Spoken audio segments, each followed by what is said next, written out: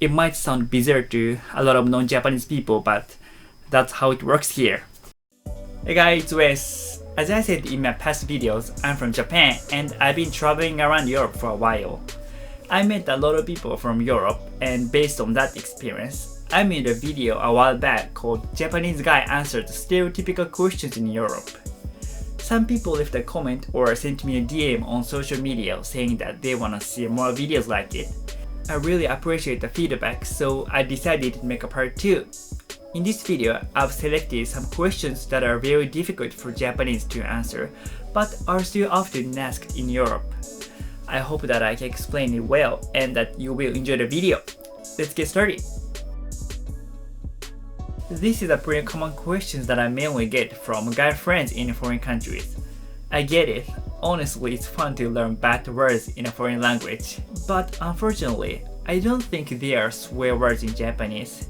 I just can't come up with any good ones. There are words that have similar meanings. For example, a similar word to is kuso, which literally means poop, but I can still say it on YouTube because it's not a swear word. Well, it's not a polite word at all, but it just doesn't sound as bad as its English equivalent. Or if you wanna say what the in Japanese, I guess you could say majide, but it's more like no way or really, so it's not bad at all. There are some Japanese words prohibited on TV, especially discriminatory ones, but we don't actually use those words in our conversation.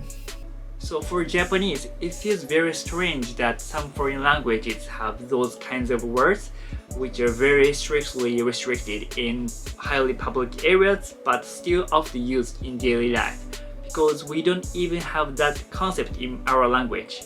Although they are not as strong, we still have bad words like so, and we have our standards about good or bad manners while talking. Actually, we have so many crazy grammar rules when it comes to speaking politely in Japanese. This is called keigo. So actually, I guess our language puts more emphasis on those kinds of speaking rules. Personally, I wish we had 1 or 2 swear words because I feel like I'm kind of boring person every time I tell people that we don't have swear words. As I said in the video of stereotypical questions for Japanese, not all of us watch anime. I used to watch some anime when I was little, but don't watch anymore. For relatively new anime, I only know the titles of the most famous ones, like Demon Slayer or Attack on Titan. But people who ask us this question usually know way more anime than most Japanese people do. So when I answer this question like, oh, I only know all the anime like Naruto, they're like, yeah, Naruto is good, but sometimes I can tell that they wanted to have like deeper anime talk, and I kind of feel bad for not knowing about anime as much as they expected me to. And in foreign countries, sometimes the anime that is most popular is different from Japan. I remember when I was talking with my American friend, he told me that he liked an anime called Cowboy Bebop. I was like, I don't know the anime, but he was like, no way, it's the coolest anime! I thought he was talking about some minor anime, but I googled it later and found out that it's very popular in the States. It was on TV in like 1998, so it's quite old and I've never even heard of it, but it seems like the anime still has a lot of fans in the States. Recently, Netflix made a live-action series of Cowboy Bebop in the States, so you can also tell from that how popular it still may be over there. Of course, there are a lot of anime lovers in Japan, and anime is a more familiar culture here than in other countries, but not everyone is an expert. Honestly, this might be the hardest question for us to answer. I can't even answer a question like, what's your religion? Here's why. It's hard to explain, but I try. First thing you should know is that most Japanese are not very religious, but that doesn't mean we're atheist.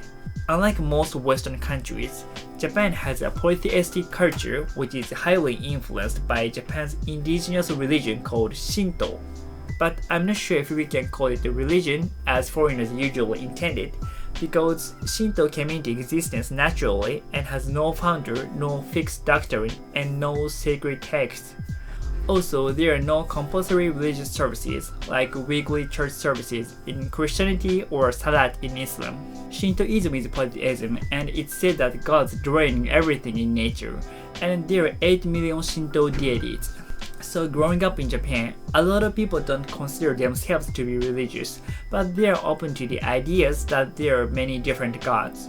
Because of that, other religions like Buddhism and Christianity have blended in and become a part of Japanese culture too. For example, we go to Shinto shrine during the New Year's holiday, but we celebrate Christmas too, and we spend the New Year's Eve night listening to the sound of a bell at the Buddhist temple. Also, most people do Christian-style weddings and Buddhist funerals. In most cases, they don't have a strong religious meaning anymore, but rather feel more like customs first. So that's why a lot of Japanese people say we're not very religious. But at the same time, we don't deny the existence of gods, because we sometimes go to shrine to pray to them when we want to make a big wish, such as passing an entrance exam for school or recovering from disease. So in conclusion, most Japanese don't believe in only one specific religion, but we still think there are some kinds of gods, and we don't really focus on understanding them as much as a lot of foreign people do.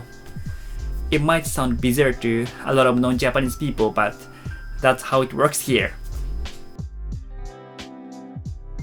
Usually, people first ask me if Japanese alphabets and Chinese ones are different, so I explain that we have 3 sets of characters called hiragana, katakana, and kanji.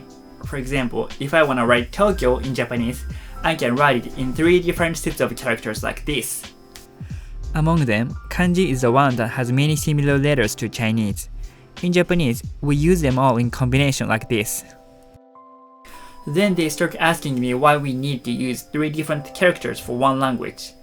That's a good question because just like English, most languages use only one alphabet.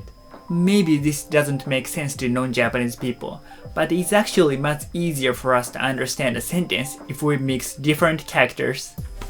Whichever characters you use, the meaning and the pronunciation are basically the same, but the rules are different. As some of you might have guessed, kanji was made in ancient China and came to Japan, changing its form slightly.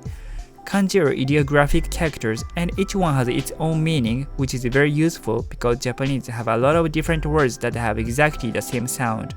On the other hand, hiragana and katakana were created in Japan. They are both sets of phonetic characters, so each of them only represents one sound.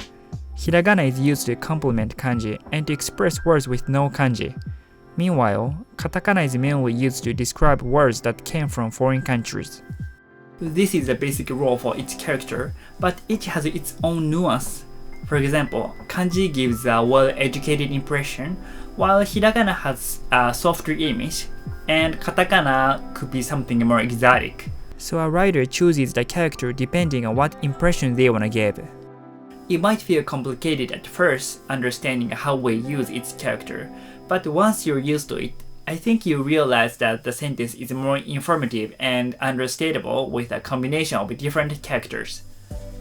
These are the questions that I think are very hard for Japanese to answer. Swear words and religion are particularly common topics when you travel and make friends from different countries, so I always wonder how I can talk about this more briefly, but it will have to be this long if I want to explain myself clearly. If you want to see more videos about different countries or culture, please thumbs up, leave a comment, and subscribe to my channel. Thank you for watching, bye!